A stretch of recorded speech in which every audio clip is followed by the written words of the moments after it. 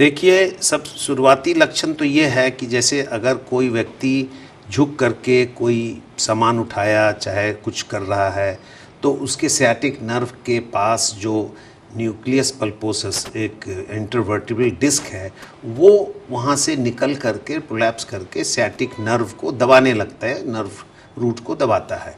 तो इसके प्रारंभिक लक्षण कमर के पास दर्द, और दर्द बना रहता है। फिर कभी कभी ये दर्द ठीक हो जाएगा, फिर कुछ दिन के बाद फिर ये दर्द हो जाएगा जब आप खुद झुक करके काम करेंगे।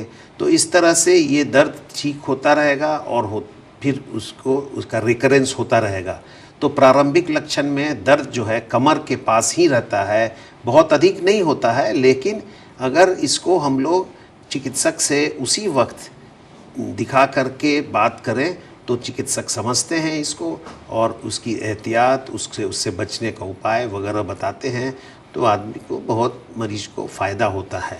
तो जान लें संक्षिप्त में कि इसके प्रारंभिक लक्षण कमर में दर्द होना है, और उसके बाद जब ये और अधिक बढ़ता है, उस पर दबाव अधिक बढ़ता है, तो उसको वो दर्द दाहिने तरफ या बाएं तरफ या दोनों तरफ, वो नीचे पैरों में पीछे की ओर से नीचे पैर की तलवे तक जाता है। तो इसको रेडिएशन हम लोग कहते हैं कि ये रेडिएट कर रहा है पेन। जैसे अगर एक एग्जांपल दिखाएं, ये जो है इंटरवर्टिब्रल डिस्क है वर्टिब्रा के बीच का, और इसके बीच में ये मटेरियल है इंटरवर्टिब्रल डिस्क का, न्यूक्लियस पल्पोसस। ये एक तरल पदार्थ की ओर तरह होता है, ये बॉडी में शॉक एब्जॉर्बर का काम करता है।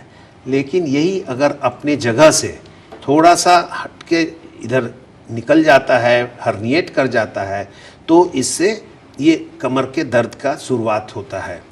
अगर इतना पर भी आदमी चौकन्ना नहीं हुआ और इसका प्रिकॉशंस नहीं लिया, तो ये और आगे बढ़ करके इस ऐसे चलाता है, इसके पास नर्व रूट्स वगैरह को ये दबाने लगता है।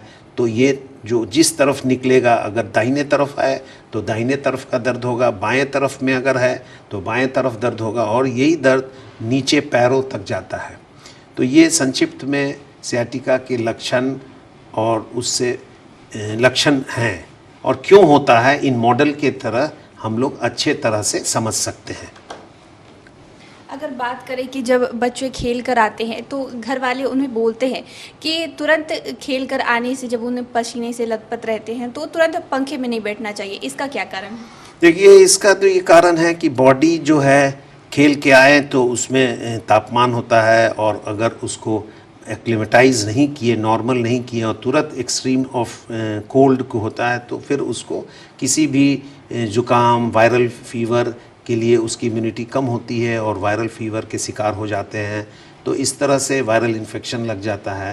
तो इसलिए बताया जाता है कि अगर कोई खेल के आ रहा है तो उसे थोड़ा देर एक्लिमेटाइज होने के लिए छोड़ना चाहिए, और फिर उसको ठंडे नहाना है, चाहे ठंडे वातावरण में जाना है या ठंडा पानी पीना है, तो ये उसको एक समय देना चाहिए, तुरंत नहीं करना चाहिए।